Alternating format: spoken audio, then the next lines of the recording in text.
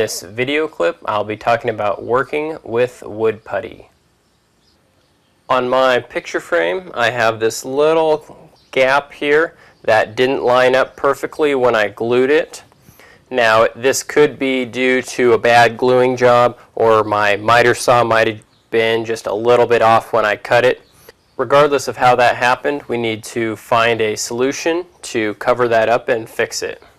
To fix any gaps, we're going to be using a product called wood putty, which is kind of like Play-Doh that you would stick into that joint. Now, when you buy wood putty, you want to buy the color that you're going to stain your piece. So we're going to stain it a dark walnut, so I'm going to get a walnut colored wood putty. To use this, you're just going to take a little bit and work it into the joint and come back and wipe off any of the excess.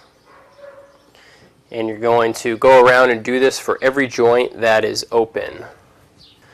After you've worked the wood putty in, you can go back and sand off any excess.